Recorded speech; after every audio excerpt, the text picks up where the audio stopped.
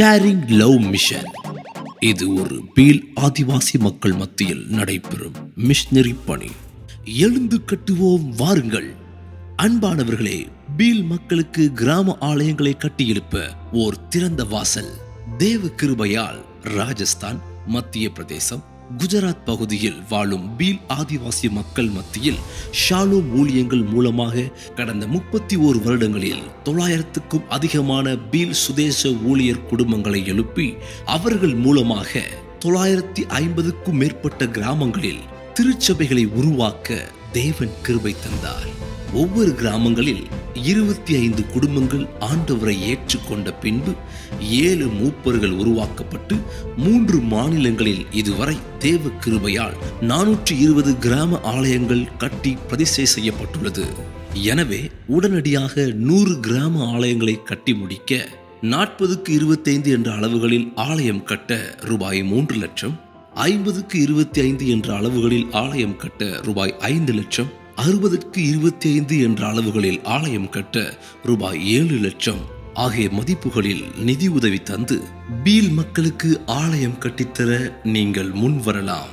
உங்களால் ஒரு ஆலயம் கட்ட முழு காணிக்கை கொடுக்க முடியாவிட்டாலும் ரூபாய் 1 லட்சம், ரூபாய் 50,000, ரூபாய் 20,000, ரூபாய் 10,000 அல்லது உங்களால் முடிந்த நிதி உதவிகளை கொடுத்தனுப்பி கிராம ஆலயங்களை கட்ட முன் வாருங்கள். உங்களது உதாரத்துவமான காணிக்கைகளை அனுப்ப வேண்டிய எங்கள் ஜிபே எண் 8508000444.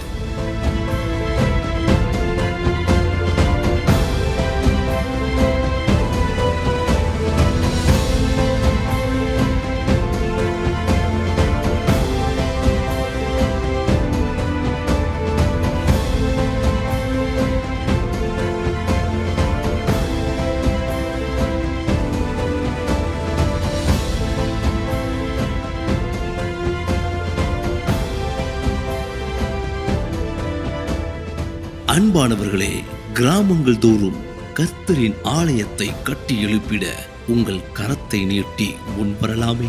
வாருங்கள், எழுந்து கட்டுவோம். நம்ம ஒரு நிமிடம் ஜெபிக்கலாம். இயேசப்பா, ஸ்தோத்திரம்.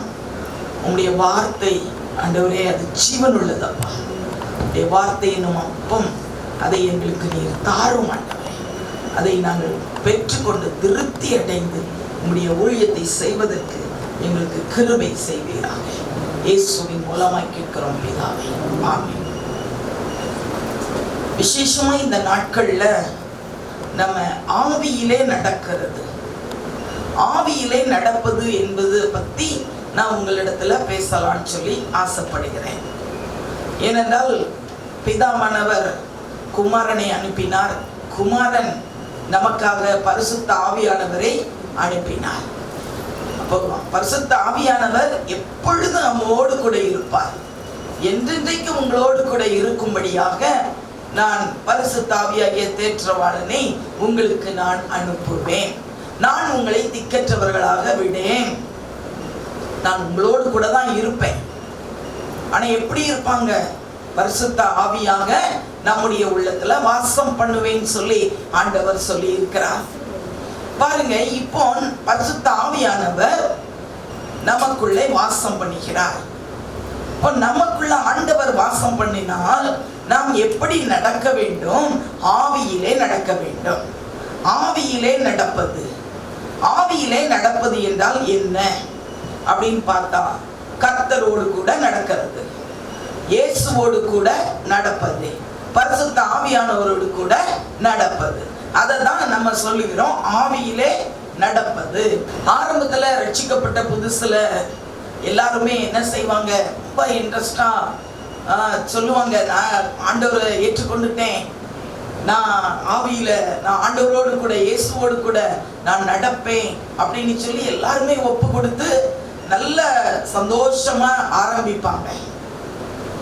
அப்படித்தானே? எல்லாரும் நல்லா ஆண்டவரோடு நடக்க ஆரம்பிப்பாங்க. காலையிலே எழும்பின உடனே அவங்க ஆராதிப்பாங்க, பைபிள் படிப்பாங்க, ஜெபிப்பாங்க, எல்லாம் செய்வாங்க. கொஞ்ச நாள் வரைக்கும் அது அப்படியே வரும், நல்ல இன்ட்ரெஸ்டா. அப்புறம் கொஞ்ச நாள் ஆனதுக்கு அப்புறம் என்ன ஆகும்? மெதுவா சில வேலைகள் வரும், அப்புறம் சில பிரச்சனைகள் வரும், கஷ்டங்கள் வரும். இல்லை என்றால் பிசாசானவன் ஏதாவது சில சோதனைகளை கொண்டு வந்து உலகத்துக்கு நேராக நம்மளை இழுத்து செல்லுவான். இப்படிலாம் சில காரியங்கள் கொஞ்சம் கொஞ்சமா நம்ம சரீரத்துக்குள்ள ஆத்மாக்குள்ள நுழைய ஆரம்பிக்கும். அப்படி நுழைய ஆரம்பிச்சதுன்னா நம்ம என்ன பண்ணிடுவோம், கொஞ்சம் கொஞ்சமா அதை விட்டு விலகி அப்படியே மெதுவா நாளடைவுல திடீரென்று நம்ம ஆண்டவரோடு கூட நடப்பதை விட்டு விடுவோம். விட்டுட்டு என்ன பண்ணுவோம், அப்படியே நிற்போம். சரி, அவங்க இயேசு ஒரு இடத்துல நிக்கட்டும், நம்ம ஒரு வழியில போலாம் அப்படின்னு சொல்லி இன்னொரு வழியை பிடிப்போம். சில ஃப்ரெண்ட்ஸ்மார் வருவாங்க, இது என்ன இப்பவுமே நீ இந்த வயசுல இயேசுவோடு கூட நடக்க போறியா அப்படின்னு கேட்பாங்க. உலகத்தை ஏன் விட்டுட்ட, அதுல என்ன இருக்க போது, நீ வான்னு சொல்லுவாங்க. சிலர் ஃப்ரெண்ட்ஸுக்கு செவி கொடுப்பாங்க, சிலர் உலகத்துக்கு, சில காரியங்கள், பொருளாசை, சில பாவங்கள், இப்படிப்பட்ட காரியத்துல அவங்க இழுக்கப்படுறதுனால ஆண்டவரோடு கூட நடப்பது ஸ்லோவாகி அப்படியே என்ன ஆயிருது, நின்று போய் விடுகிறது. ஆதாம் ஏவாள் அப்படித்தான். அவங்க ஆவியில அவங்க ஆண்டவரோடு கூட நடந்தாங்க. அப்ப ஆண்டவர் காலையிலே வருவார், சாயந்தரமும் வருவார். ஏதேன் தோட்டத்துல அவர் ஆதாம் ஏவாள் அவங்க கூட ரொம்ப சந்தோஷமா உறவாடி அவர் நடந்து கொண்டிருந்தார். அப்ப அவங்களுக்கு ரொம்ப சந்தோஷம், எந்த கவலையும் இல்லை. அவங்க சமாதானம், ரொம்ப ஆண்டவர் வர்றாருன்னா அவ்வளவு சந்தோஷமா இருப்பாங்க. ஆண்டவரை மட்டும்தான் பார்த்துட்டு இருந்தாங்க. அப்படி அவங்க நடந்துட்டு இருந்தாங்க. கடைசியில பார்த்தீங்கன்னு சொன்னா, ஒரு நாள்ல பிசாசானவன் ஏவாளை வஞ்சித்தான். வஞ்சித்து சொல்லிட்டான், நீ பாருங்க வா, நீ அந்த மரத்தை பாரு, அதுல எவ்வளவு அழகா இருக்கு அந்த கனி, அது பார்வைக்கு எவ்வளவு இன்பமா இருக்குது, அப்ப நீ சாப்பிட்டனா அது ரொம்ப டேஸ்டியா இருக்க போகுதுன்னு பிசாசானவன் ஏவாளை வஞ்சித்து போட்டான். ஆண்டவரை நோக்கி போய் கொண்டு இருந்தாங்க, ஆண்டவரோடு கூட நடந்து கொண்டு இருந்தாங்க. ஆனா பிசாசானவன் அவனை, அந்த ஏவாளை டைவர்ட் பண்ணிட்டான். இங்க பாரு, நீ இயேசுவோடே நடப்பியா, நீ ஆண்டவரோடு கூட நடப்பியா, கொஞ்சம் இங்க பாரு அப்படின்னு சொல்லி பிசாசானவன் அந்த ஏவாளை, அந்த மரத்தை, அந்த பழத்தை பார்க்கிறதுக்கு சொல்லிட்டான். அவங்க அப்படியே பார்த்த உடனே அவளுக்கு ரொம்ப ஆசையாயிட்டு, ரொம்ப அழகா இருக்கு, அப்ப இதை சாப்பிட்டா இதை விட டேஸ்டா இருக்கும் அப்படின்னு சொல்லி பறிச்சு அதை சாப்பிட்டு அதை ஆதாமுக்கும் கொடுத்து பாவம் உள்ளே பிரவேசித்து விட்டது. ஆண்டவர் வந்தார், ஆதாமே நீ எங்கே இருக்கிறாய்? ஆண்டவரே, நாங்க பாவிகளா இருக்கிறோம், நாங்க பாவம் பண்ணிட்டோம், உண்மை விட்டு நாங்க தூரம் ஆயிட்டோம், உங்களுக்கு முன்னாடி வர முடியாது, நாங்க ஒளிஞ்சு இருக்கிறோம்னு சொன்னாங்க. ஆண்டவருக்கு எவ்வளவு துக்கம். ஐயோ, என் பிள்ளைகள், நான் தான் அவங்களை உருவாக்குனேன், நான் அவங்க கூட நடந்தேன், ஆனா இன்னைக்கு பிசாசானவன் அவங்களை ஏன் கூட நடக்க விடாதபடிக்கு இழுத்து வச்சிட்டானேன்னு சொல்லி அவங்களுக்கு, ஆண்டவருக்கு ரொம்ப துக்கமாயிற்று. அதனால ஆண்டவர் ஏதேன் தோட்டத்திலிருந்து ஆதாம் ஏவாளை விரட்டிட்டாங்க. ஆண்டவரும் மேலே போயிட்டார். அவர் சொல்லிட்டார், நான் இனிமே இங்க வரல, நீங்களே பாருங்க அப்படின்னு சொல்லி, உலகத்துக்கு, நீ உலகத்தை தான் நான் பார்த்தேன், உனக்கு உலக இன்பம் தானே உனக்கு ஆசையா இருந்தது, அப்ப நீ உலகத்திலே வாழ்ந்துக்கன்னு சொல்லி ஆதாம் ஏவாளை அப்படியே அனுப்பி வச்சுட்டார். ஆண்டவர் மேல போயிட்டார். ஆனா அந்த ஆண்டவரோடு கூட மறுபடியும் நம்மை சேர்க்கும்படியாக இயேசு கிறிஸ்து இந்த உலகத்திற்கு வந்தார். அவர் சத்துருவின் தலையை சிலுவையிலே நசுக்கி போட்டார். அந்த பிசாசின் மீது ஜெயத்தை எடுத்தார். இயேசு வானவர் நமக்காக மரித்தார், அவர் உயிர்த்தார். அந்த பிசாசின் தலையை நசுக்கி போட்டு பிசாசின் கிரியைகளை அழித்து போட்டார். அழித்து போட்டு ஒரு பெரிய காரியம் என்ன செய்தார்னா, நம்மை பிதாவோடு கூட ஒப்புரவாக்கினார். எல்லாரும் முதல்ல ஆதாம் ஏவாள் ஆண்டவரோடு கூட நடந்தாங்க. ஆனா அந்த பிசாசு நடக்க விடாம பண்ணிச்சு. ஆனா இயேசு சுவாமி பிசாசை ஜெயித்து மறுபடியும் நம்ம ஆண்டவரோடு கூட நடக்கும்படியான ஒரு பாக்கியத்தை இயேசு சுவாமி மூலம் நாம பெற்று இருக்கிறோம். நாம் எல்லாம் பாக்கியம் பெற்ற பிள்ளைகள். நம்மலாம் அந்த காலத்துல இல்லை, நம்ம பரிசுத்த ஆவியானவருடைய காலத்துல நம்ம இருக்கிறோம். எவ்வளவு அருமையான ஒரு காலம் தெரியுமா? ஒருவேளை பிதாவான பழைய ஏற்பாட்டுல வாழ்ந்தா கூட நம்ம ஒழுங்கா இருந்திருக்க மாட்டோம்.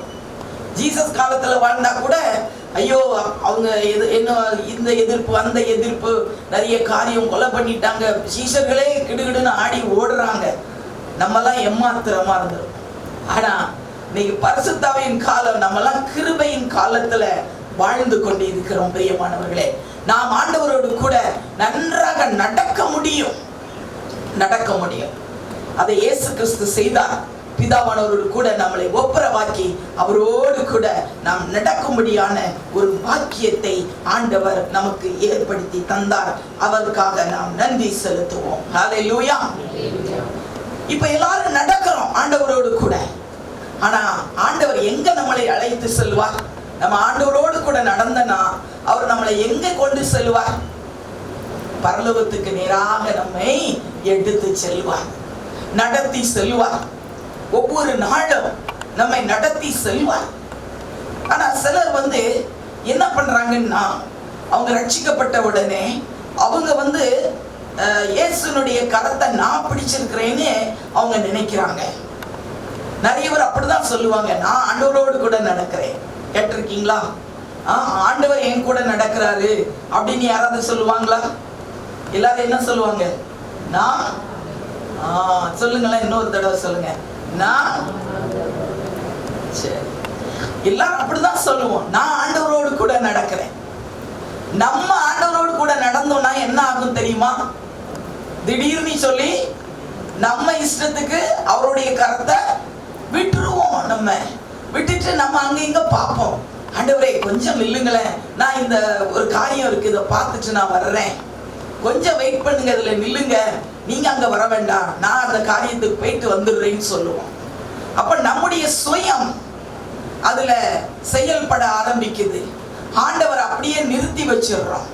ஆகையினால ஆவியிலே நடப்பது என்றால் என்ன என்றால், நாம் ஆண்டவருடைய கரத்தை பிடித்து நடப்பது ஆவியில் நடப்பது அல்ல. ஆண்டவர் நம்முடைய கரத்தை பிடித்து நம்மை நடத்த வேண்டும். அதுதான் ஆவியிலே நடப்பதற்கு உரிய அடையாளம், அர்த்தம். ஹல்லேலூயா. ஒரு 5 வயசு பையன் இருந்தான். அவங்க அப்பாவுக்கு 30 வயசு.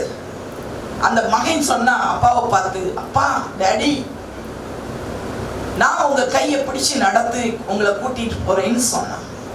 அப்பா சொன்னாரு, மகனே, நீ என் கையை பிடிச்சு என்னைய நடத்தினா பள்ளங்கள் மேடுகள்லாம் வரும் பொழுது உனக்கு பேலன்ஸ் பண்ண முடியாது, நீ தான் இடறி விழுவ, நீ கீழே விழுந்துருவ. ஆகையினால நீ என் கரத்தை பிடிச்சிடாத, நான் தான் உன் கரத்தை இறுக பிடிக்கணும். அப்பதான் இப்படிப்பட்ட பள்ளங்கள் மேடுகள்லாம் வரும் பொழுது உன்னை விழாதபடிக்கு நான் உன்னை அழகாக தூக்கி கொண்டு செல்வேன்னு அப்பா சொன்னாங்க. உடனே அந்த மகனுக்கு ரொம்ப சந்தோஷம். சரி டாடி, அப்ப நீங்க என் கரத்தை பிடிச்சு நடத்துங்கன்னு சொல்லி அவன் ஒப்பு கொடுத்தானா. இன்னைக்கு பிரியமான பிள்ளைகளே, நம்ம ஆண்டவரோடு கூட நம்ம ரட்சிக்கப்பட்ட உடனே நம்ம சொல்றோம், நான் ஆண்டவரோடு கூட நான் நடக்கிறேன்னு சொல்றோம். நான் நடக்க கூடாது, ஆண்டவர் நம்மை நடத்த வேண்டும். அதுதான் ஆவியிலே நடப்பதற்கு உரிய அடையாளம். ஆவியானவரோடு கூட நடந்தால் ஆவியானவர் நம்மை ஆளுகை செய்ய வேண்டும். ஆவியானவர் நமக்குள்ளே இருந்தால், அவர் நம்மை நடத்தினால், அவர் நம்மை கண்ட்ரோல் பண்ணி நடத்துவார். எங்க போகணும் எங்க போக கூடாது எல்லாவற்றையும் கரெக்டா கண்ட்ரோல் பண்ணிடுவார். அவருடைய இஷ்டப்படி நம்மளை அழைத்து செல்வார். நம்முடைய இஷ்டப்படி நம்ம அங்கேயும் இங்கும் அலையாதபடி அவர் தன்னுடைய இஷ்டப்படி நம்மை அழைத்து செல்வார். ஒரு வசனம் வாசிக்கலாம். 1 கொரிந்தியர் 6வது அதிகாரம் 17வது வசனத்தை. அப்படியே கர்த்தரோடு இசைந்திருக்கிறவனும் அவருடனே ஒரே ஆவியாய் இருக்கிறான். அப்படியே கர்த்தரோடு இசைந்திருக்கிறவனும் அவருடனே ஒரே ஆவியாய் இருக்கிறான். கர்த்தரோடு இசைந்திருக்கிறவன் யார்? கர்த்தரோடு கூட இசைந்திருப்பான். ரட்சிக்கப்பட்டவங்க தான், ஆண்டவருடைய இரத்தத்தினாலே கழுவப்பட்டவங்க தான். நம்ம தான் சொல்றோம், நான் ரட்சிக்கப்பட்டுட்டேன், ஆண்டவரோடு கூட நான் இருக்கிறேன் அப்படின்னு நம்ம சொல்றோமே, நம்ம தான் யாரு? கர்த்தரோடு இசைந்திருக்கிறவர்கள். இந்த கர்த்தரோடு இசைந்திருக்கிறவன் அவருடனே ஒரே ஆவியாய் இருக்கிறான். நாமளும் கர்த்தரும் தனித்தனி கிடையாது. நீங்க ஆண்டவரை ஏற்றுக்கொண்டுட்டீங்களா?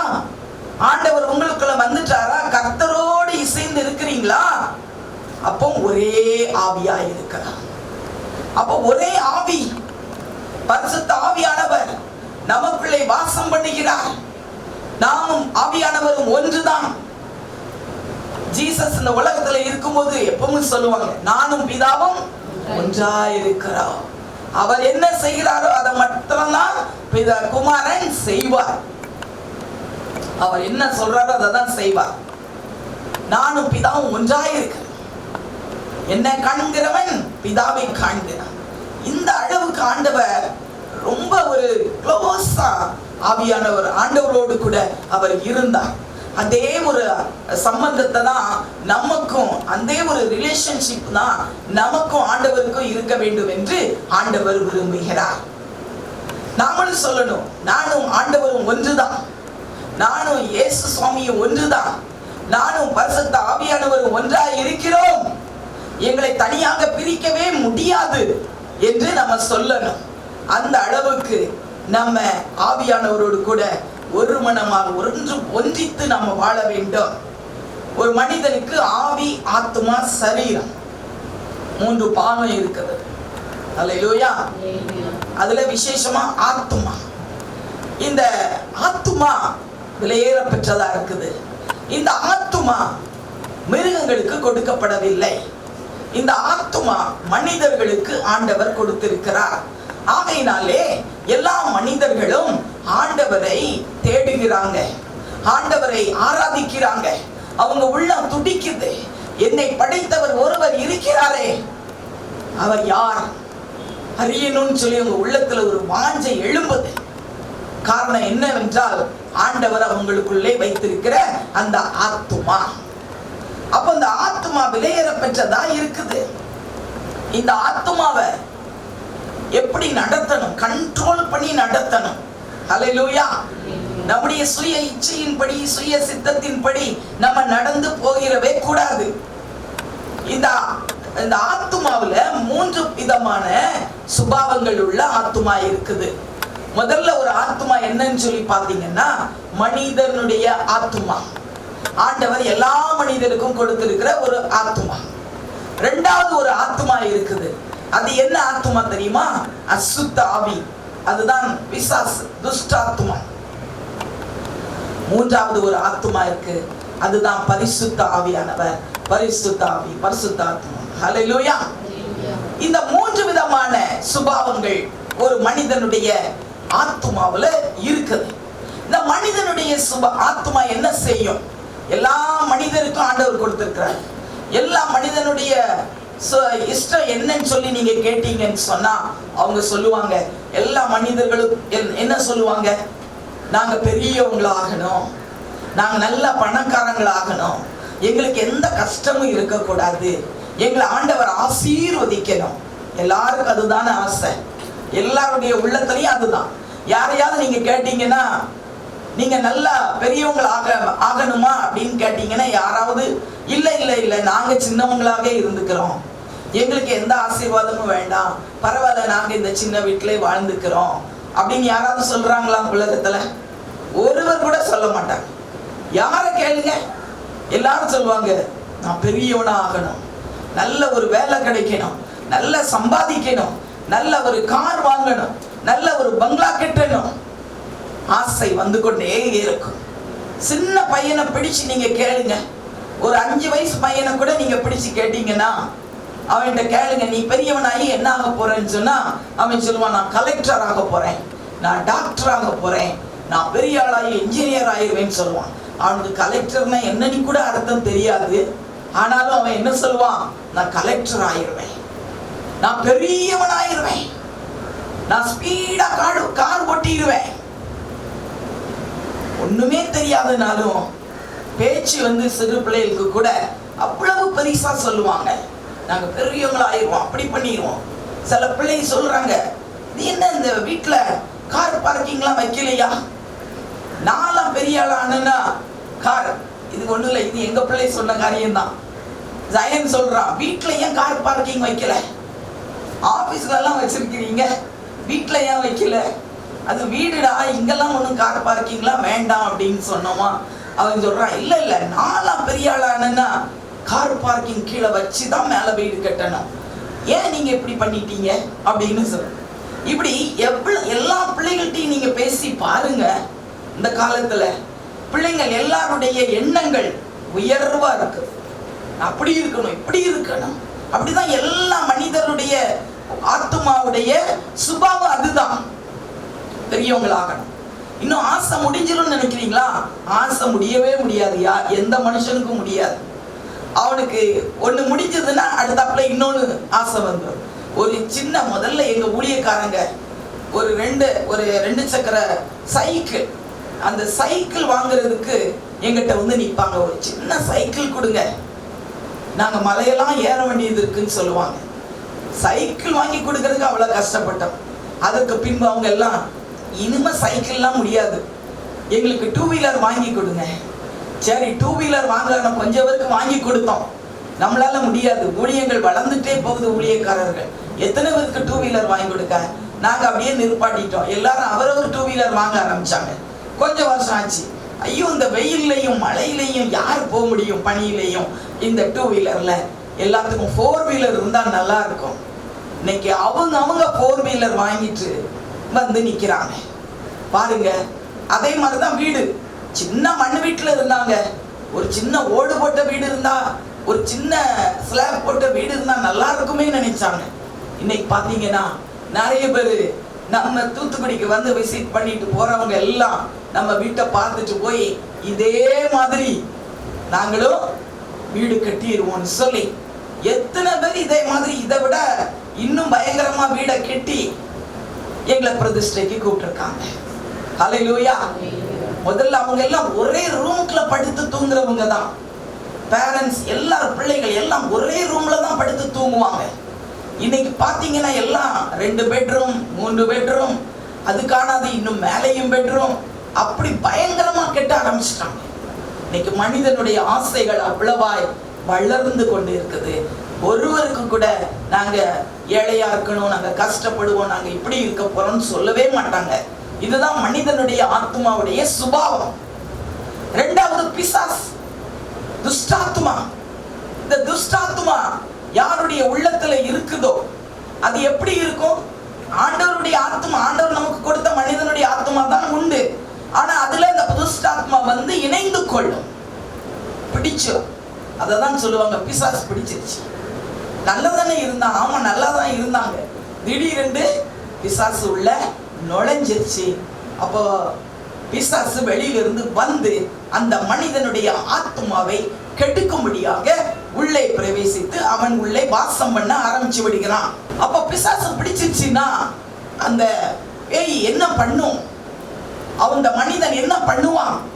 நல்ல சோம்பேறித்தனத்தை கொடுக்கும், நல்ல வந்து பாவம் செய்வதற்கு தூண்டும், நல்ல காரியங்களையே செய்ய விடாது. அவன் உள்ளத்தெல்லாம் கெடுத்து அவனை சாராயம் பீடி அதெல்லாம் குடிக்கிறதுக்கு கொண்டு போகும், கெட்ட காரியங்கள்ல ஈடுபட வைக்கும், மனதுல நிம்மதி இல்லாம அந்த சமாதானத்தை குலைத்து விடும். இப்படி நிறைய காரியங்களை அடுக்கி கொண்டே போலாம். பிசாசு ஒருவனுடைய உள்ளத்துல இருந்ததுன்னா, ஷார்ட்டா சொல்லணும்னா யோவான் 10:10 சொல்லி இருக்கிறபடி, திருடன் திருடவும் கொல்லவும் அழிக்கவும் வருகிறான் என்று வேறொன்றுக்கும் வரான், நானோ அவைகளுக்கு ஜீவன் உண்டாயிருக்கவும் அவை பரிபூர்ணப்படவும் வந்தேன் என்று ஆண்டவர் சொல்றார். அப்ப பிசாசு எதுக்கு வருது? ஒரு மனிதனுடைய ஆத்மாவுக்குள்ள வந்து நுழைகிறதுக்கு காரணம் என்ன? அவனை கொல்லணும், அவனை வாழ விடக்கூடாது, அவனுக்கு நெருக்கடி கொடுக்கணும், வியாதிகளை கொடுக்கணும், பலவீனத்தை கொடுக்கணும், மன நிம்மதியை கெடுக்கணும், அவனை முன்னேற விடக்கூடாது. எவ்வளவுதான் சம்பாதித்தாலும் பணம் கையில நிக்காது, தரித்திரம். இப்படிப்பட்ட காரியங்களை எல்லாம் இந்த பிசாசனுடைய ஆத்மா பண்ணுகிற காரியம். கடைசியில் என்ன சொல்லும் இந்த பிசாசு தெரியுமா? ஏன் நீ இந்த உலகத்துல வாழ்ந்துட்டு இருக்க? உனக்கு எங்க நிம்மதி இருக்கு? நீ ஒரு நாளும் பணக்காரன் ஆக போறதே இல்லை. நீ என்னதான் பண்ணாலும் இந்த நிலைமையில தான் இருக்க போற. அதனால உனக்கு ஒரு நாள் நிம்மதி வரப்போறது இல்ல. ஏன் நீ உயிரோட வாழ்ற? நீ செத்து போயிரு அப்படின்னு சொல்லி பிசாசு சொல்லு. நிறைய வாலிபர்களுடைய காதுகள்ல பிசாசு அப்படிலாம் சொல்லுறத எங்கிட்ட சொல்லி ஜெபிச்சிருக்கிறாங்க. காதுல சத்தம் கேட்டுட்டே இருக்கு. என்ன கேக்குதுன்னு சொன்னா, பிசாசு சொல்லுது, நீ போய் செத்துரு, இந்த உலகத்துல நீ உருப்படியா வாழவே முடியாது, போய் செத்துரு, அதுதான் உனக்கு நல்ல முடிவுன்னு சொல்லுது பிசாசு. அப்படிப்பட்டவங்களுக்கெல்லாம் நாங்க ஜெபம் பண்ணி விடுவோம். ஆண்டவர் அவங்களெல்லாம் பிழைக்க வச்சிருக்கிறார். ஹல்லேலூயா. பாருங்க, பிசாசானவன் அவனுடைய ஆத்மாவை கொன்னு அந்த உயிரை எடுத்துட்டு அந்த ஆத்மாவை நரகத்துக்கு நேராக எடுத்து செல்வதுதான் அவனுடைய நோக்கமாக இருக்குது. அப்ப ஆண்டவர் கொடுத்த வெளியேறப்பட்ட ஆத்மாவை கெடுத்து அதை நரகத்துக்கு நேராக அனுப்புவதுதான் பிசாசினுடைய குறிக்கோளாக இருக்குது. மூன்றாவது ஒரு ஆத்மா, அதுதான் பரிசுத்த ஆத்மா. இந்த பரிசுத்த ஆவியானவர் அவரும் வருவார், வெளியிருந்தா வருவார். மனிதனுடைய ஆத்மாக்குள்ள நம்ம கூப்பிடணும், ஆவியானவரே வாரும், என் உள்ளத்துல வாரும். ஒருவன் என் சத்தத்தை கேட்டு கதவை திறந்தால் நாங்க அவனோடு கூட பிரவேசித்து அவனோடு கூட போஜனம் பண்ணுவோன்னு சொன்னார். போஜனம் பண்ணுவோன்னு சொன்ன அர்த்தம் என்னன்னா ஐக்கியம். நான் அவனோடு கூட ஐக்கியமா இருக்க போறேன், ஒன்றாக இருக்க போறேன்.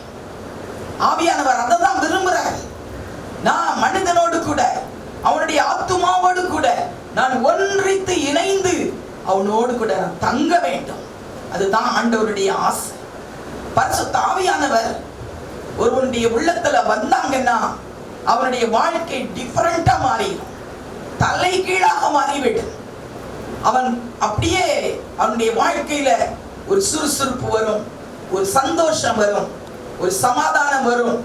ஆண்டவருக்காக எதையாயிலும் சாதிக்கணுங்கிற எண்ணம் வரும், ஓடி ஓடி உழைக்கணுங்கிற எண்ணம் வரும்.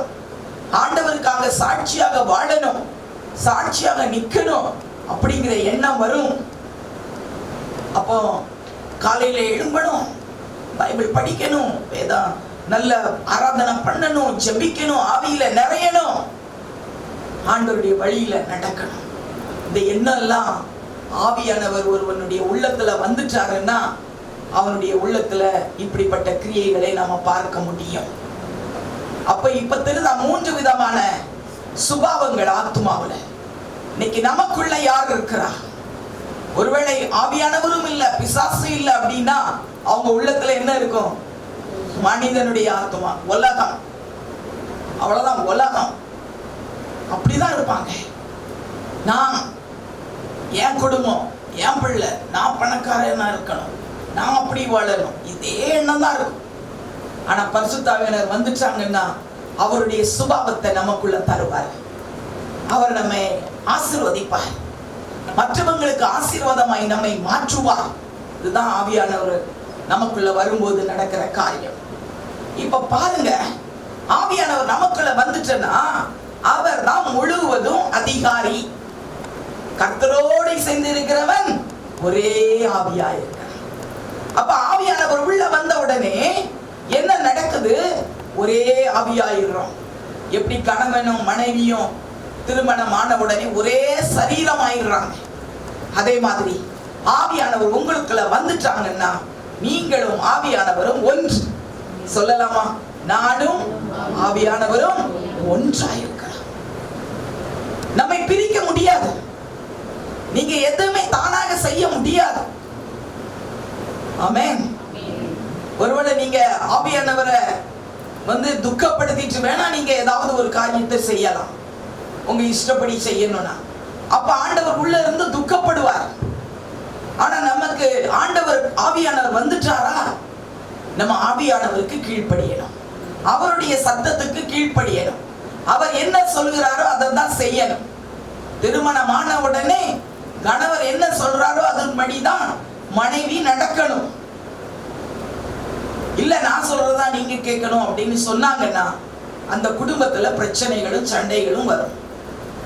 இன்னைக்கு அதே காரியம் தான். ஆவியானவர் உள்ள வந்துட்டார் என்றால் அந்த ஆவியானவர் நம்மை நடத்தும்படியாக நாம் அவருக்கு நம்மை ஒப்பு கொடுக்க வேண்டும். சொல்லணும், ஆண்டவரே சுயம் என்னிலே சாம்பலாய் மாறட்டும்.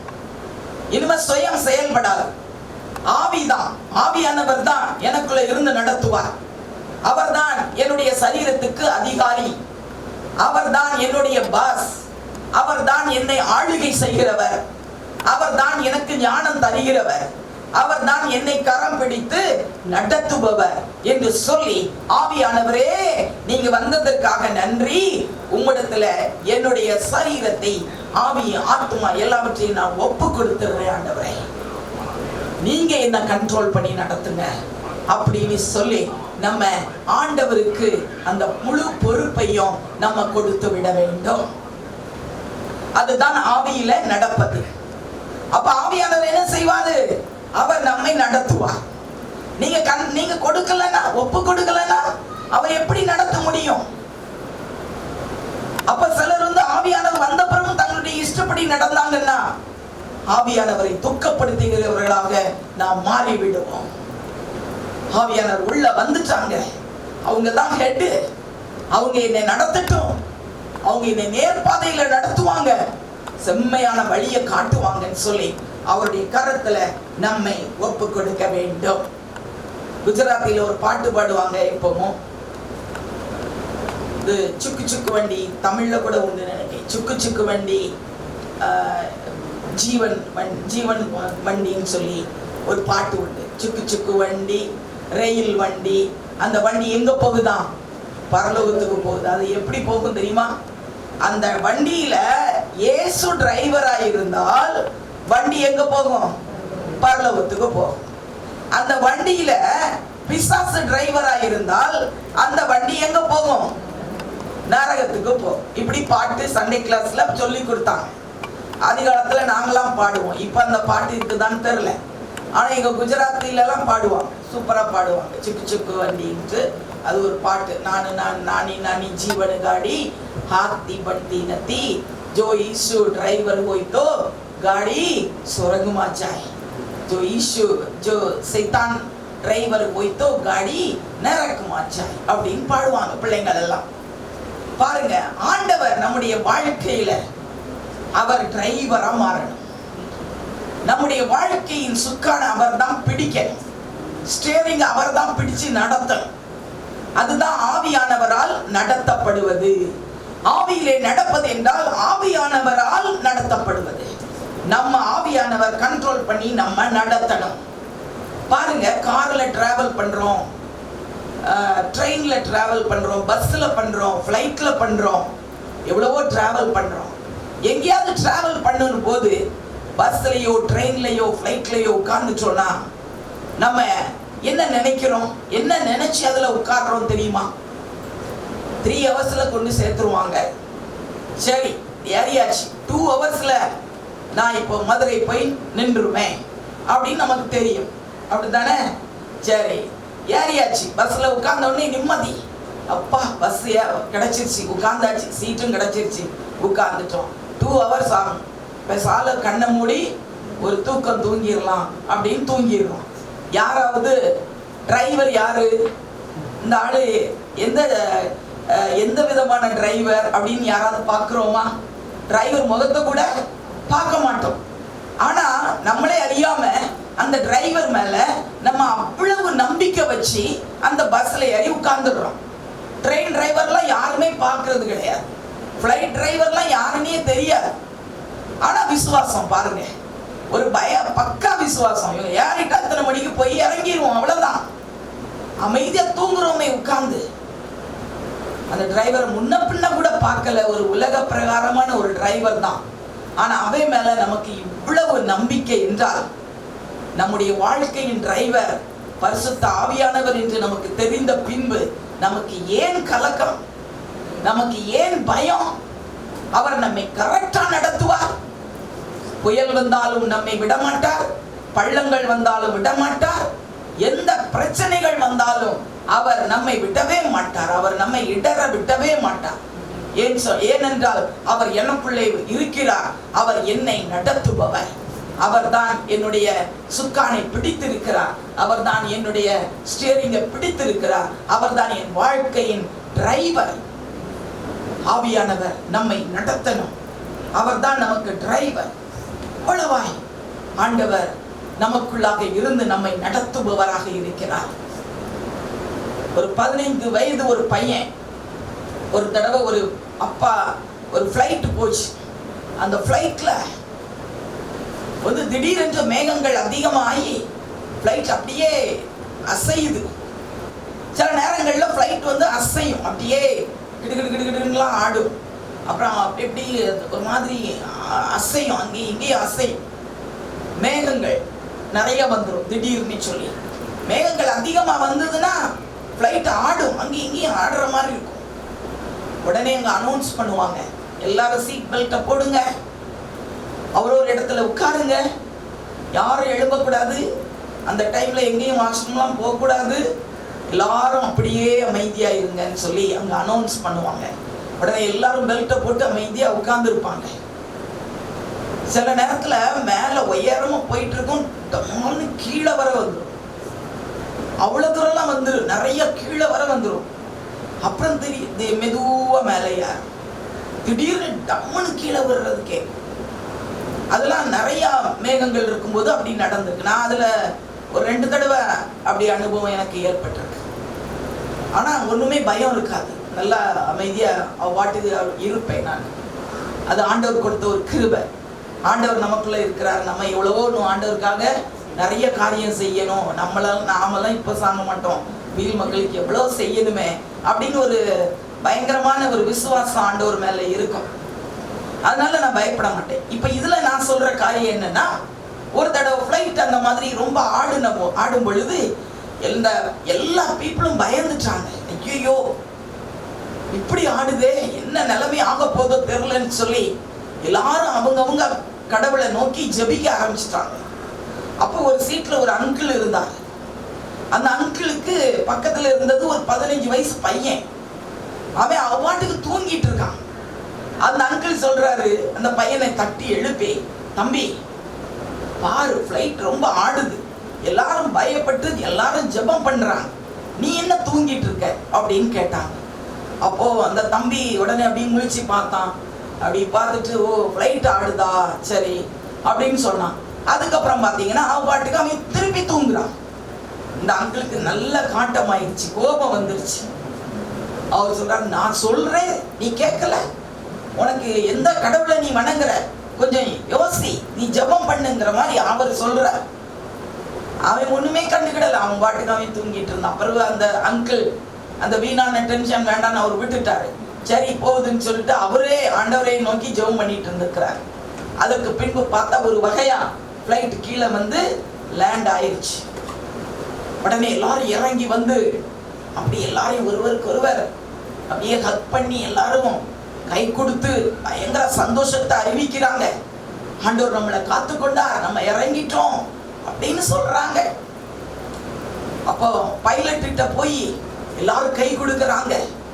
ரொம்ப நல்லா இருக்கு. அப்போ அந்த அங்கிள் சொன்னாரு, என் பக்கத்துல ஒரு பையன் இருந்தானே, அவனை கொஞ்சம் கேளுங்க, அவனுக்கு ஒரு பயமும் இல்லை, அவன் ஜபிக்கவும் இல்லை, அவ பாட்டுக்கு தூங்கிட்டு இருந்தான், எப்படி அவனால அப்படி இருக்க முடிந்ததுன்னு சொல்லி கேட்போம் அப்படின்னு சொன்ன உடனே எல்லாரும் கேட்டாங்க, தம்பி உனக்கு பயமே இல்லையா? ஆமா எனக்கு பயமே இல்லை.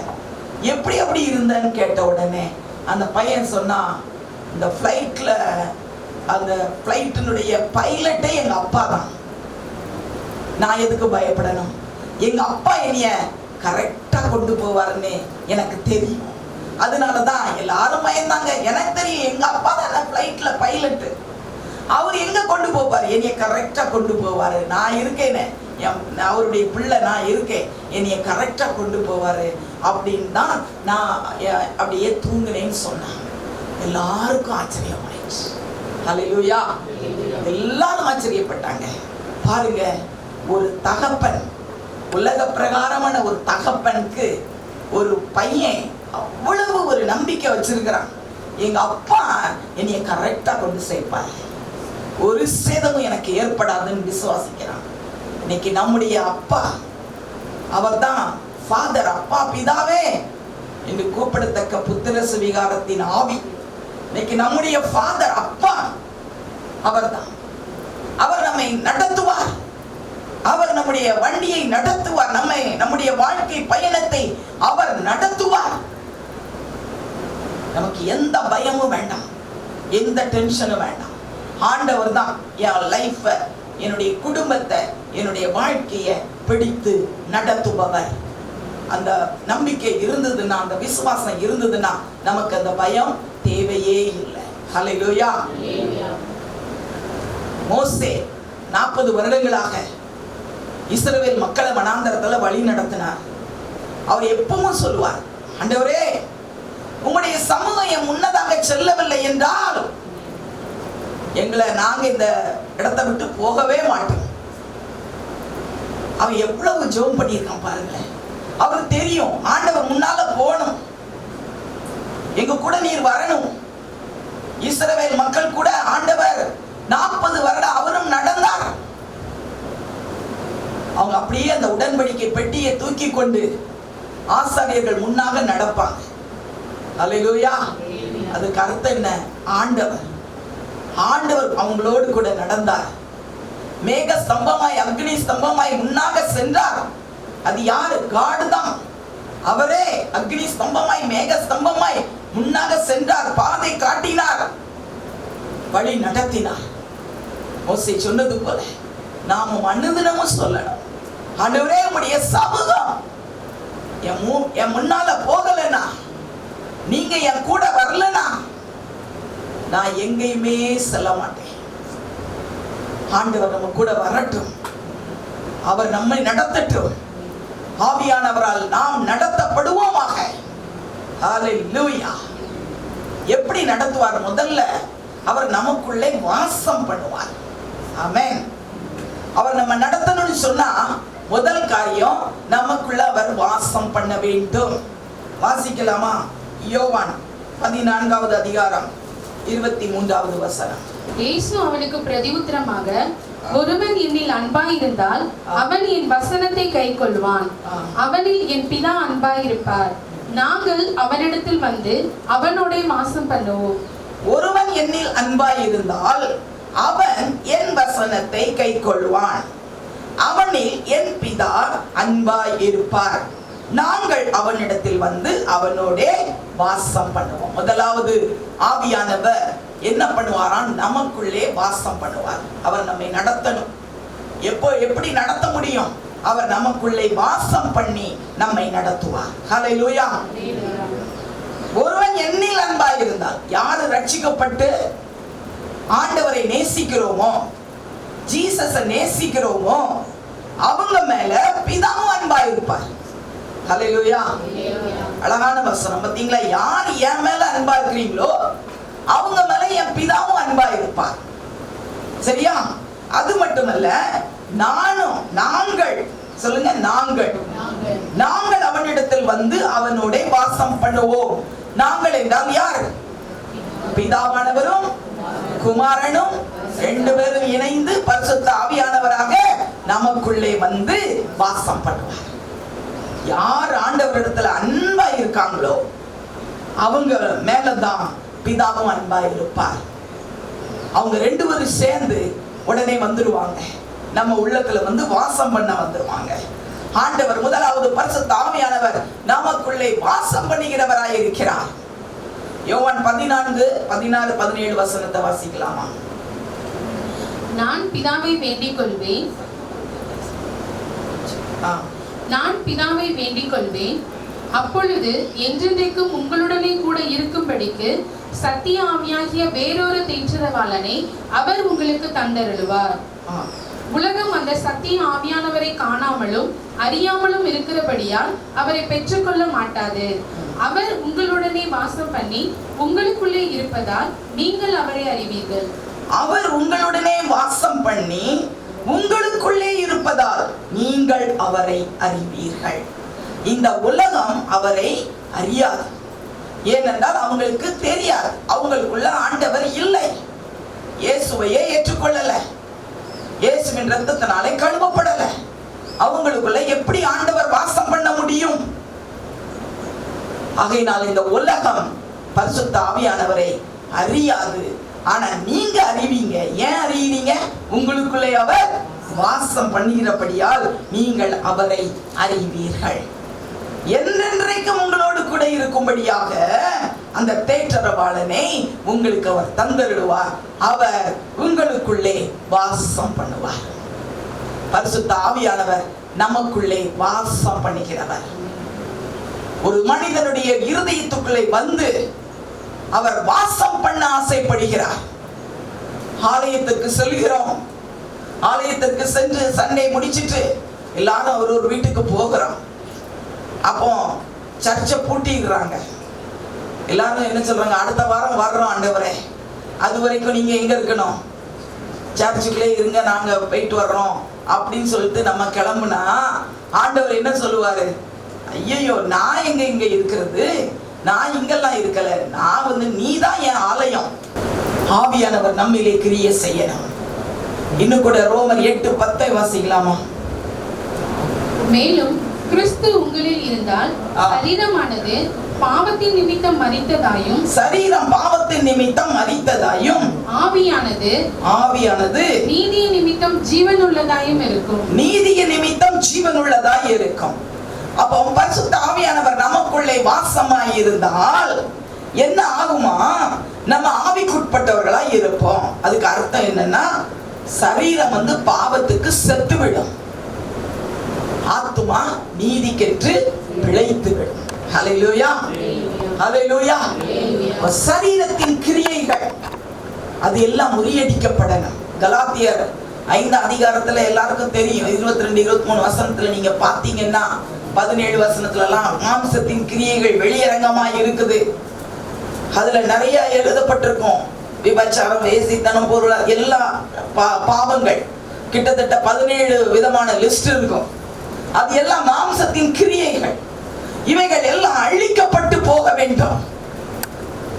அப்போ ஆவியின் கனிகள் நம்மிடத்துல காணப்படணும். அன்பு, சந்தோஷம், சமாதானம், அந்த நீடிய பொறுமை, தயவு, அந்த காரியங்கள். இதத்தான் சொல்லப்பட்டிருக்கு. ஒரு பரிசுத்த ஆவியான உனக்குள்ளே வாசமாய் இருந்தால் இந்த சரீரம் பாவத்துக்கு மரித்து விடும். இந்த ஆவி நீதிக்கு நிமித்தம் அது தேவனுக்கு என்று சொல்லி ஜீவன் உள்ளதாய் அது பிழைக்கும். பிரியமானவர்களே, ரோமர் 8:13 வாசித்தீங்கன்னா, மாம்சத்தின்படி பிழைத்தால் சாவீர்கள், ஆவியினாலே சரீரத்தின் செய்கைகளை அழித்தால் பிழைப்பீர்கள். அப்போ ஆவியானவர் ஏன் நமக்குள்ளே வாசம் பண்ணுகிறார்? அவர் ஏன் நமக்குள்ளே தங்கி இருக்கிறார் தெரியுமா? மாம்சத்தின் கிரியையை அழிக்கும்படி. அதைத்தான் சொல்லப்பட்டிருக்கு. மாம்சத்தின்படி பிழைத்தால் சாவீர்கள், ஆவியினாலே சரீரத்தின் செய்கைகளை அழித்தால் பிழைப்பீர்கள். அப்ப சரீரத்தின் செய்கைகளை அழிக்கிறதுக்கு ஒரு ஆயுதம். ஆமென். ஒரு கல்லை உடைக்கணும்னா அதுக்கு ஒரு சுத்தியல் தேவை. ஆமென். இந்த மாம்சத்தின் கிரியையை அழிக்கணும்னா ஆவியானவர் தேவை. ஆவியானவர் இல்லை என்றால் நம்ம எப்படி இந்த மாம்ச கிரியையை மேற்கொள்ள முடியும்? ஆவியினால மாம்சத்தின் கிரியை, சரீரத்தின் செயல்களை அழித்து போடுங்க. அதுக்கு தான் ஆவியானவர் தரப்பட்டிருக்கிறார். அதற்கு தான் ஆவியானவர் தரப்பட்டிருக்கிறார். ஆவியானவர் பெற்றிருக்கிறவங்க நீங்க ஒவ்வொருவரும் மாம்சத்தில் வாழவே கூடாது. மாம்சம் அழிக்கப்பட்டுருச்சு. ஆவியினாலே சரீரத்தின் செய்கைகளை அழித்தால் பிழைப்பீர்கள். இப்படியாக நம்முடைய வாழ்க்கையில ஆவியானவருக்கு இடம் கொடுத்து நடத்த வேண்டும். ஆவியானவர் நம்மை நடத்த வேண்டும். ஹல்லேலூயா. பாருங்க, ரோமர் 6:22 வாசிக்கலாமா? இப்பொழுது நீங்கள் பாவத்தினின்று விடுதலையாக்கப்பட்டு தேவனுக்கு அடிமைகள் ஆனதினால் பரிசுத்தமாகுதல் உங்களுக்கு கிடைக்கும் பலன், முடிவோ நித்திய ஜீவன். இப்பொழுது நீங்கள் பாவத்தினின்று விடுதலையாக்கப்பட்டு தேவனுக்கு அடிமைகள் ஆயிட்டீங்க. ஆவியானவர் உங்களுக்குள்ளே வாசம் பண்ணுகிறார். அவர் தான் கண்ட்ரோல் பண்ணி நடத்துறார். அப்ப நம்ம யாருக்கு அடிமை? தேவனுக்கு, ஆவியானவருக்கு அடிமை ஆயிட்டோம். தேவனுக்கு அடிமைகளானதுனால உங்களுக்கு என்ன பலன் கிடைக்குதா? பரிசுத்தமாகுதல் உங்களுக்கு கிடைக்கும் பலன், முடிவோ நித்திய ஜீவன். ஆமென். சந்தோஷமா இருக்கிறீங்களா? நம்ம எதுக்காக இந்த உலகத்தில் வாழ்கிறோம்?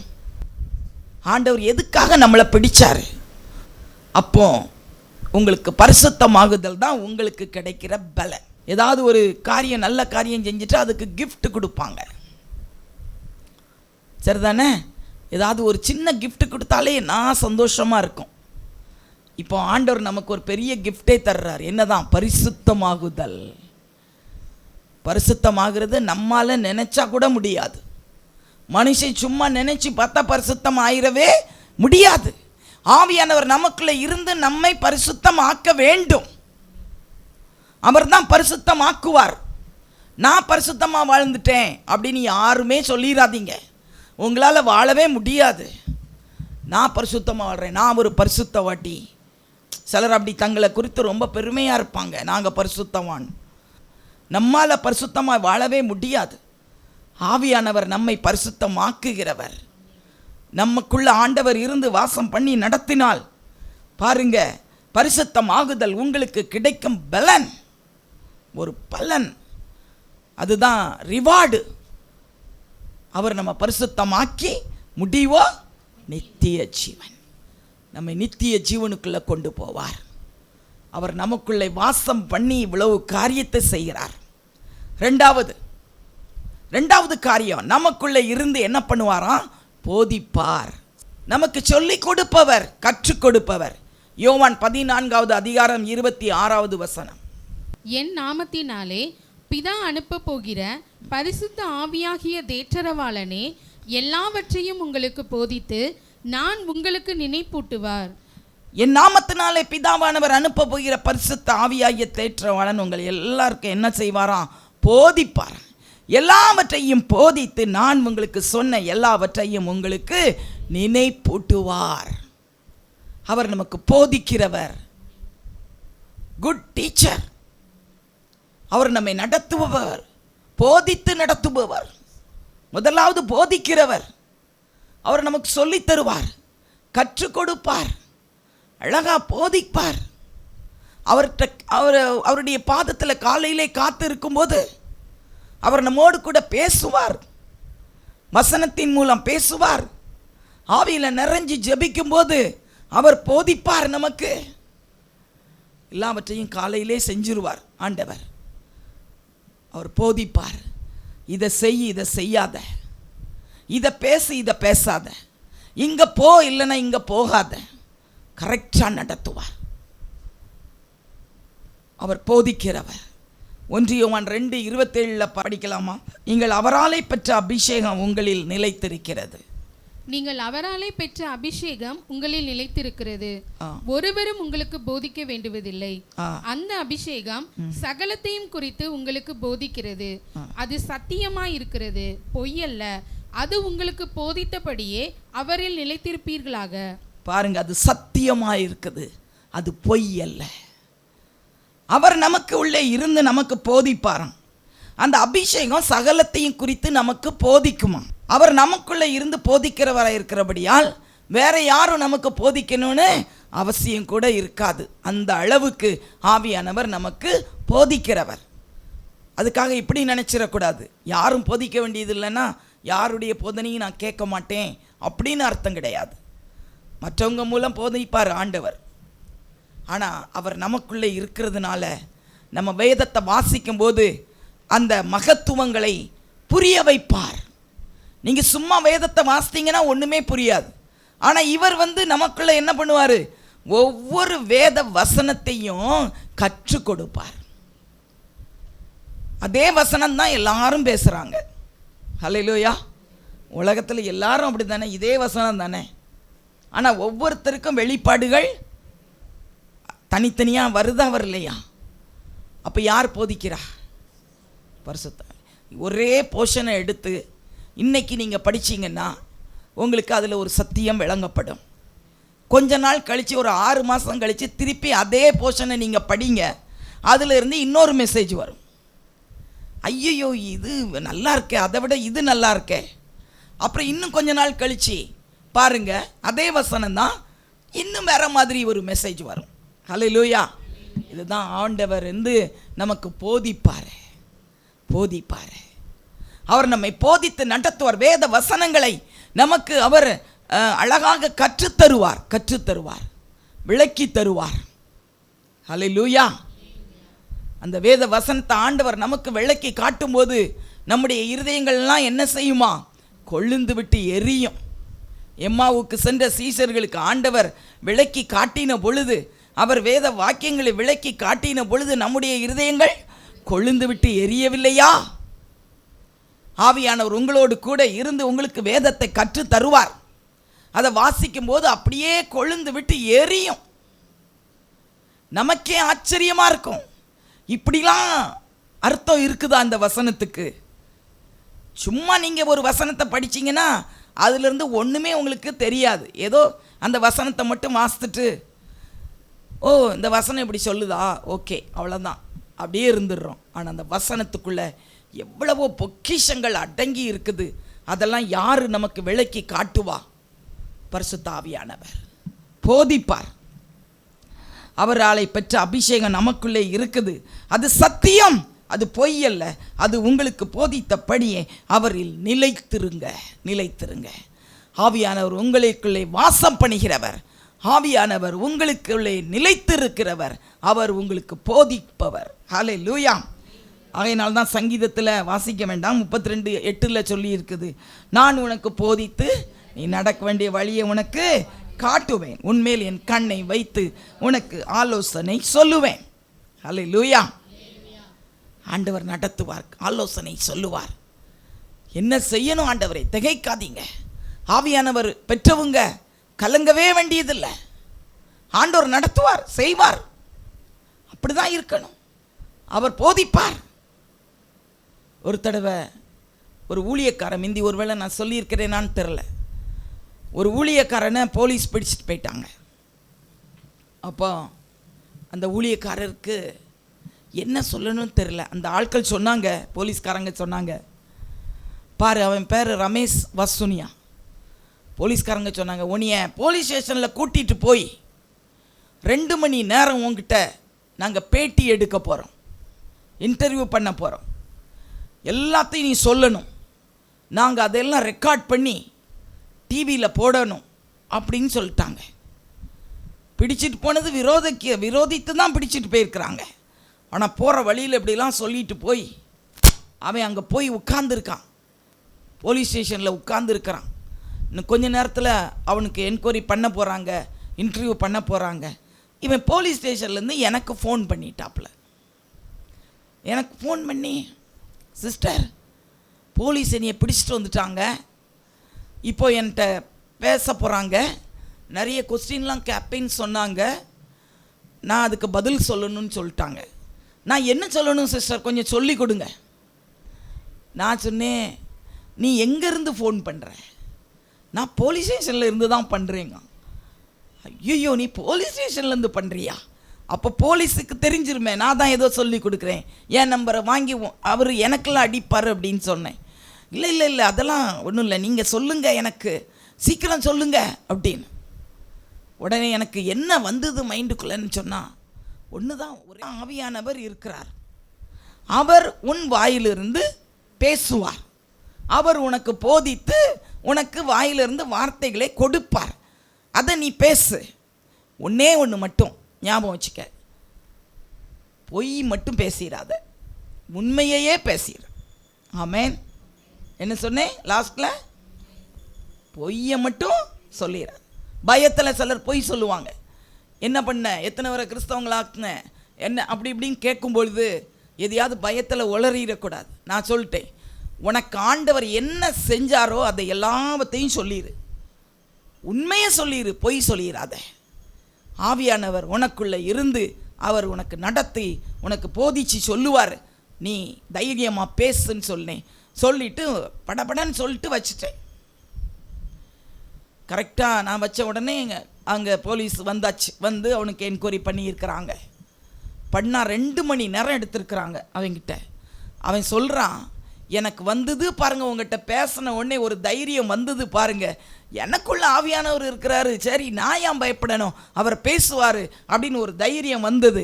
அடுத்தது நீங்கள் போய் பேசிடாத, உண்மையை சொல்லுன உடனே எனக்குள்ள நல்ல ஒரு தெம்பு வந்து, எனக்கு ஆண்டவர் எப்படி நான் ஆண்டவரை ஏற்றுக்கொண்டேன், அவர் என் மூலம் எவ்வளவு அற்புதம் செஞ்சார், எல்லாத்தையும் சொல்லிட வேண்டியதான்னு ஆயிடுச்சு. எல்லாம் சொல்லிட்டான். இன்டர்வியூவில் 2 மணி நேரம் எடுத்தாங்க. எல்லாத்தையும் கேட்டுட்டு அவனை விடக்கூடாது, அவனை ஜெயிலில் போடணும்னு சொல்லி தான் கொண்டு போயிருந்தாங்க.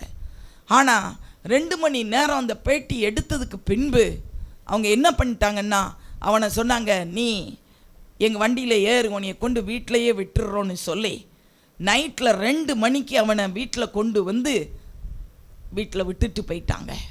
இன்னைக்கு வரைக்கும் அவனை திருப்பி போலீஸ் ஸ்டேஷனில் கூப்பிடவே இல்லை. ஆனால் அடுத்த நாள் டிவியில் இவனுடைய பேச்சை போட்டாங்க. இப்படி ஒருத்தர் வந்தார், இவர்கிட்ட நாங்கள் கேட்டோம், இந்த மாதிரிலாம் சொல்கிறாரு. அது நிமித்தம் எல்லாருக்கும் தெரிய தான் வந்தது, இயேசு சுவாமி இவ்வளவு நடத்துகிறாரு, இவ்வளவு காரியம் செய்கிறாருன்னு எல்லாருக்கும் தெரிய தான் வந்தது. அது ஒரு பெரிய ப்ராப்ளமாக அமையவே இல்லை. இன்னைக்கு ஆவியானவர் இன்னைக்கு 10 பேர் ஊழியர்களை போன வருஷத்தில் 10 பேரை ஜெயிலுக்குள்ளே கொண்டு போட்டாங்க. 10 ஊழியர் கிட்டத்தட்ட ஜெயிலுக்குள்ளே போயிட்டு வந்திருக்கிறாங்க. அவங்கெல்லாம் ஜெயிலையே கலக்கிட்டு வந்திருக்கிறாங்க. ஹல்லேலூயா. பாருங்க, ஒரு பக்கம் ஜெயிலுக்குள்ளே போட்டாலும் எல்லாம் அவங்க அங்கே போய் சுவிசேஷத்தை அறிவிச்சு, ஒருவனுக்கு ஜெபம் பண்ணி இருக்கிறாங்க, தலையில் கை வச்சு, இவங்களே உள்ளே இருக்கிறாங்க, அவங்களுக்கு ஆண்டவரே இவங்களுக்கு விடுதலை கொடுன்னு சொல்லி ஜெபம் பண்ணி, ஒரு ஆளுக்கு ஆயுள் தண்டனை மாதிரி இருந்தது மாறிடுச்சு. மாறி அவருக்கு விடுதலை கிடைச்சிருச்சு. அவர் நம்முடைய சபையில் உள்ளவர் தான். ஆக்சுவலாக பழைய கேஸ், அதில் அவரை பிடிச்சிட்டு போயிட்டாங்க. அவர் இயேசுவே இயேசுவேன்னு சொல்லுவாராம். ஆனால் பிடிச்சிட்டு போயிட்டாங்களே, ஆயுள் தண்டனை, இனிமேல் என்ன செய்ய, உள்ளே இருக்க வேண்டியதான்னு நினச்சான். இன்றைக்கி ஊழியர் உள்ளே போன உடனே அவனுக்கு ரொம்ப என்கரேஜிங் ஆகிட்டு அவரும் கூட சேர்ந்து ஜெபிக்க ஆரம்பித்தான். ஊழியர் சொன்னார், உன்னைய ஆண்டவர் இங்கெல்லாம் வைக்க மாட்டார், உன்னைய கொண்டு போகிறாருன்னு சொன்னான். அதே மாதிரி 1 மந்த்துக்குள்ளே அவனுக்கு விடுதலை ஆகி இன்னைக்கு சபையில் பெரிய சாட்சியாய் அவர் சபையின் மூப்பராக இருக்கிறார். பாருங்க, எவ்வளோ காரியத்தை ஆண்டவர் செய்திருக்கிறார். அந்த சிறைக்கு போனவங்க எல்லாருக்கும் ஒரு பெரிய தைரியம். அதெல்லாம் போயிட்டு வந்தாச்சு. இன்னும் யாராவது போனாலும் கூட அவங்க சொல்கிறாங்க, ஒன்றும் பயப்படாத, இது ஒன்றும் ஆகாது, அங்கே ஆண்டவர் ஏதோ ஒரு நோக்கத்தில் தான் கொண்டு போகிறாருன்னு சொல்லுவாங்க. இந்த மாதிரி அங்கே ஒரு பக்கம் நம்ம பீப்புளை பிடிச்சி ஜெயிலுக்குள்ளே போட்டாங்க, இன்னொரு பக்கம் பார்த்தீங்கன்னா நம்முடைய ஊழியக்காரன் ஒருவனை ஜெயில் கைதிகளுக்கு பிரசங்கம் பண்ண கூப்பிட்டுருக்காங்க. அவன் ஜெயில் கைதி 350 பேரை பிடிச்சு வச்சு அதுக்கு நம்ம பாஸ்டர் செய்தி கொடுக்கார். ஆமென். அவங்க 3 பேரை கூப்பிட்டாங்க. அதில் ஒரு கிறிஸ்தவங்க, ஒரு முஸ்லீம், ஒரு ஹிந்து, அப்படி கூப்பிட்டாங்க. அதில் கிறிஸ்தவங்களில் நம்ம சாலம் பாஸ்டரை கூப்பிட்டுட்டாங்க. அவர் 3 பேரை கூப்பிட்டதில் இவங்க பாஸ்டர் செம்ம அடித்து ஆண்டவரை பற்றி பேசி அந்த கைதிகளுக்கெல்லாம் ரொம்ப சந்தோஷமாக இருந்ததாம். அந்த மெசேஜை கேட்டு ரொம்ப சந்தோஷப்பட்டாங்க. ஒரு நிம்மதி கிடைச்சிது உள்ளத்தில், அப்படிலாம் சொன்னாங்க. பாருங்க, ஆண்டவர் ஆவியானவர் அங்கே வந்ததுனால, எல்லாருடைய உள்ளத்தில் ஆவியானவர் இருக்கிறதுனால அவங்களுக்கு அவர் போதித்து அவர் நடத்தி வருகிறார். ஆமென். அவர் நம்மை போதித்து நடத்துபவராய் இருக்கிறார். 3வது கடைசியாக அவர் நம்மை நடத்துவார், கரம் பிடித்து நடத்துவார், நமக்குள்ளே இருந்து நம்மை நடத்துவார், போதித்து நடத்துவார், வாசம் பண்ணி நடத்துவார், கரம் பிடித்து நடத்துவார். ரோமர் 8வது அதிகாரம் 14வது வசனம். மேலும் எவர்கள் தேவனுடைய ஆவியினாலே நடத்தப்படுகிறார்களோ அவர்கள் தேவனுடைய புத்திரராய் இருக்கிறார்கள். அவர்கள் தேவனுடைய புத்திரராய் இருக்கிறார்கள். இன்றைக்கு நாம் சொல்றோம், நாம் தேவனுடைய புத்திரர், நாங்கள் தேவனுடைய பிள்ளைகளாய் இருக்கிறோம் சொல்றோம். நாம் தேவனுடைய பிள்ளைகளாய் இருந்தோம் என்றால் தேவனால் நடத்தப்படணும், ஆவியானவரால் நடத்தப்படணும். அல்லேலூயா. எவர்கள் தேவனுடைய ஆவியினாலே நடத்தப்படுகிறார்களோ அவர்கள் தான் தேவனுடைய பிள்ளைகள். நான் ஆண்டவருடைய பிள்ளையா இருக்கிறேன்னு சொல்றதுல ஒன்றும் இல்லை. ஆண்டவருடைய பிள்ளையா இருக்கிறது மட்டுமல்ல, ஆண்டவர் நம்மை நடத்துகிறாரா, ஆவியானவர் நம்மை நடத்துகிறாரா, அப்பதான் நம்ம சொல்ல முடியும் நான் தேவனுடைய பிள்ளையா இருக்கிறேன்னு சொல்லி. அதனால தான் அடுத்த வசனம் பாருங்க, 15வது வசனம். அந்தபடி திரும்பவும் பயப்படுகிறதற்கு நீங்கள் அடிமைத்தனத்தின் ஆவியை பெறாமல். ஆகையினாலே திரும்பவும் நீங்க பயப்படக்கூடாது. முதல்ல பயப்பட்டீங்க, ஆனா இப்போ நீங்க பயப்படக்கூடாது. ஆவியானவர் உள்ள வந்த பிறகு உங்களுக்கு பயம் தேவையில்லை. மறுபடி நீங்க பயப்படுவதற்கு அடிமைத்தனத்தின் ஆவியை பெறாமல் அப்பா பிதாவே என்று கூப்பிட பண்ணுகிற புத்திர சுவிகாரத்தின் ஆவியை பெற்றீர்கள். ஆமென். அடிமைத்தனத்தின் ஆவினா பிசாசின் ஆவி. அதுக்கு ஏன் நம்ம அடிமையா இருக்கணும்? நம்ம ஏன் பயப்படணும்? பயம் வந்துச்சுன்னா அது அடிமைத்தனத்தின் ஆவி. பிசாசு தான் பயத்தை கொடுப்பான். ஆனால் ஆவியானவர் வந்துட்டாருன்னா தைரியத்தை கொடுப்பாரு. ஆண்டவர் பாருங்களேன், திரும்பவும் நீ பயப்படுறதுக்கு உனக்கு நான் அடிமைத்தனத்தின் ஆவியை நான் தரல. நீ அப்பா பிதாவே என்று கூப்பிடத்தக்க புத்திர சுவிகாரத்தின் ஆவியை நான் உனக்கு தந்திருக்கிறேன். நீங்கள் பெற்றிருக்கிறீங்க. இப்போ நம்முடைய அப்பா யாரு? ஆண்டவர் இயேசு, பரிசுத்த ஆவியானவர். அவர் நம்மை நடத்துகிறார். நம்ம அவரை பார்த்து அப்பா பிதா கூப்பிடலாம். ஃபுட் பிரிண்ட்ஸ் அப்படின்னு சொல்லி ஒரு வாசகம்,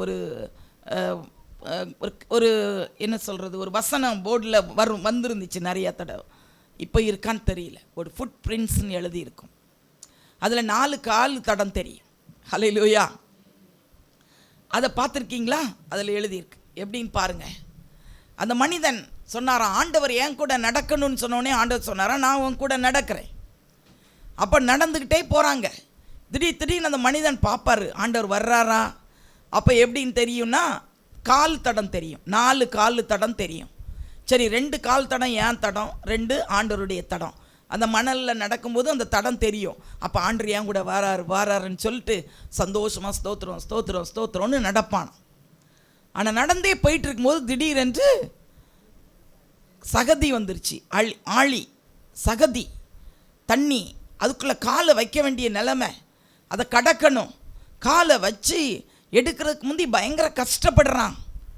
அப்போ என்னடா என்ன பண்ண, வச்சாச்சு, இனிமேல் எப்படியும் நடந்து தான் போகணுன்னு சொல்லி கஷ்டப்பட்டு நடந்து வெளியே வர்றான். அப்பவும் அப்படி திரும்பி திரும்பி பார்ப்பான். அப்போ 2 தடம் தான் தெரிஞ்சுது. இது என்ன, இவ்வளவு நேரம் 4 கால் தடம் தெரிஞ்சது, சகதிக்குள்ளே மாட்டி கஷ்டப்பட்டு நடக்கும்போது 2 கால் தடம் தான் தெரியுது, இன்னும் 2. அப்போ ஆண்டவர் எங்கே போனார்? பாரு, இந்த ஆண்டவர் நல்ல சரியான ஆண்டவராக இருக்கிறாரே. கஷ்டப்படுற நேரத்தில் என்னையை விட்டுட்டு அவர் எங்கேயோ போயிட்டார் பாருங்க. என்னையை தனியாக கஷ்டப்பட விட்டுட்டாரா? இப்படிலாம் அவன் நினச்சி கொண்டு அவர் நடக்கிறான். கஷ்டப்பட்டு நடந்து வெளியில் வந்தாச்சு. வெளியே வந்தோடனே மறுபடி மணல், அதில் பாருங்க 4 கால் தடம் வந்துருச்சு. உடனே அவர் அப்படியே திடீர்னு பார்த்துட்டு 4 கால் தடமா உடனே நிற்கிறான். என்ன ஆண்டவரே, இந்த சகதியில் நடக்கும்போது நீங்கள் என்னையை விட்டுட்டு எங்கே போனீங்க? இவ்வளவு நேரம் எங்கே போனீங்க? இப்போ திரும்பி வந்து சேர்ந்துக்கிட்டீங்க, என்ன அர்த்தம் அப்படின்னு சொல்லி கேட்டானாம். அப்போ ஆண்டவர் சிரிச்சுக்கிட்டே அவனுக்கு பதில் சொன்னாராம், மகனே, அந்த சகதிக்குள்ளே வந்து நடக்கும்போது ரொம்ப கஷ்டமாக இருக்குதுன்னு சொல்லி நான் உன்னைய நடக்க விடலை. உன்னைய என் தோளின் மேலே சுமந்து கொண்டு நான் தான் கஷ்டப்பட்டு நடந்தேன். அந்த 2 கால் தடம் பார்த்தியே, அது என்னுடைய கால் தடம் தான், அது உன்னுடைய கால் தடம் கிடையாது அப்படின்னு சொன்ன உடனே அவன் தேம்பி தேம்பி அழுதானான். அந்த மனிதன் தேம்பி தேம்பி அழுதான். ஆண்டவரே, எவ்வளவு அன்புள்ளவர் நீர், ஒரு தகப்பன் சுமப்பது போல நீர் சுமக்கிற ஆண்டவர். நம்மோடு கூட நடந்து வருவார். கஷ்டப்படுகிற காலத்தில் அவர் நம்மை தோளின் மேலே சுமந்து செல்வார். இன்றைக்கு யாரெல்லாம் கஷ்டத்தோடு துக்கத்தோடு வேதனையோடு இந்த இடத்துல வந்திருக்கீங்களா? என்னுடைய கண்ணீருக்கு பதில் உண்டா என்று கேட்கிறீங்களா? எவ்வளவோ ஜெபிச்சிருக்கிறேனே, ஏன் ஆண்டவர் கேளாதவர் போல் இருக்கிறார்? ஏன் ஆண்டவர் காணாதவர் போல் இருக்கிறார்? ஆண்டவர் என் கூட தான் இருக்கிறாரா? என் கூட தான் நடக்கிறாரா? உண்மைதானா? எத்தனை கேள்விகள் நம்முடைய உள்ளத்தில் இருக்குது பிரியமானவர்களே. ஆண்டவர் சொல்றார், என் மகனே, என் மகளே, நான் உன் கூட தான் இருக்கிறேன், உன் கூட தான் நடக்கிறேன். கஷ்ட காலத்தில் உன்னையை விட்டு நான் போக மாட்டேன். நான் உன்னையை என் தோளின் மேலே சுமந்து செல்வேன். 40 வருடங்கள் இஸ்ரவேல் மக்களை நடத்தி சென்றேனே, உன்னை நான் நடத்த மாட்டேனா? நீ என்னுடையவள், நீ என்னுடையவன். நான் உனக்குள்ளாக இருந்து உன்னை நான் நடத்துவேன். அப்பா பிதாவே என்று கூப்பிடத்தக்க புத்திர சுவிகாரத்தின் ஆவியை நான் உனக்கு தந்திருக்கிறேனே. அப்பா அவர் நம்மை நடத்துவார், கரம் பிடித்து நடத்துவார், ஆழியிலே நடத்துவார், அக்கினியிலே நடத்துவார், தண்ணீரிலே நடத்துவார், எல்லாவற்றிலேயும் நடத்துவார். உலகம் எங்கிலே என்னது நடக்கட்டும், பிரச்சனைகள் வரட்டும், யுத்தங்கள் வரட்டும், கொள்ளை நோய்கள் வரட்டும், பஞ்சங்கள் வரட்டும், ஆனால் உன் கூட ஆவியானவர் இருந்தால் உன்னை அவர் போதித்து நடத்துவார், உன்னை போஷித்து நடத்துவார். எல்லா இடங்களிலும் வியாதிகள் இருக்கலாம், ஆனால் உன்னை அவர் வியாதியை விட்டு உன்னை விலக்குவார். அவர் நமக்குள்ளே இருந்து நம்மை நடத்துவார். எசேக்கியேல் 36வது அதிகாரம் 27வது வசனம். உங்கள் உள்ளத்திலே என் ஆவியை வைத்து, உங்கள் உள்ளத்திலே என் ஆவியை வைத்து, உங்களை என் கட்டளைகளில் நடக்கவும், உங்களை என் கட்டளைகளில் நடக்கவும், என் நியாயங்களை கைக்கொள்ளவும், என் நியாயங்களை கைக்கொள்ளவும், அவைகளின்படி செய்யவும் பண்ணுவேன், அவைகளின்படி செய்யவும் பண்ணுவேன். உங்களுக்குள்ளே என் ஆவியை வைத்து, உங்கள் உள்ளத்திலே என் ஆவியை வைத்து, உங்களை என் கட்டளைகளில் நடக்கவும், என் நியாயங்களை கைக்கொள்ளவும், அவைகளின்படி செய்யவும் பண்ணுவேன்.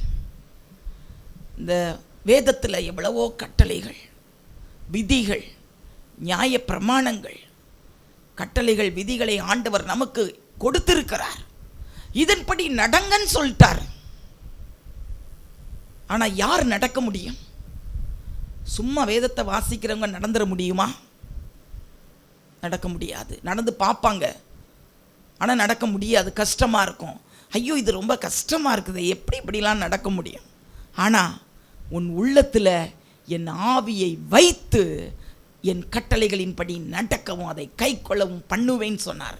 அப்போ பரிசுத்த ஆவியானவர் எவ்வளவு இம்பார்ட்டன்ட் பாருங்க.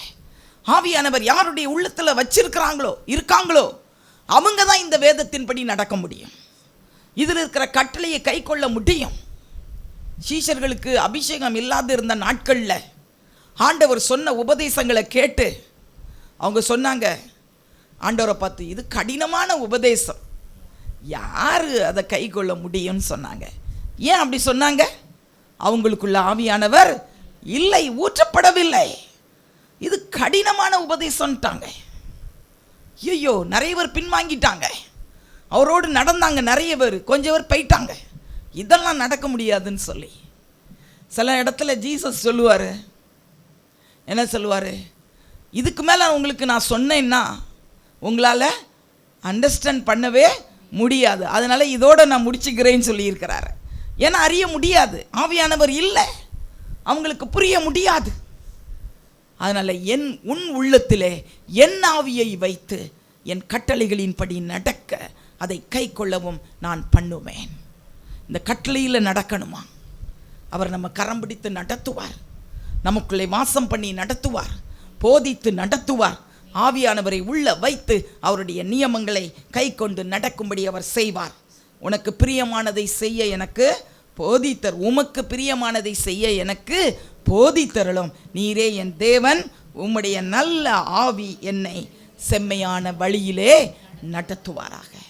உம்முடைய நல்ல ஆவி, பரிசுத்த ஆவி என்னை செவ்வையான பாதையிலே நடத்துவாராக. எல்லாரும் கண்களை மூடி நாம் ஜெபிப்போம். எங்கள் முகவரி sharing love mission 5A 323 Caldwell colony 3வது தெரு, தூத்துக்குடி 8. தொடர்புக்கு 9345675468.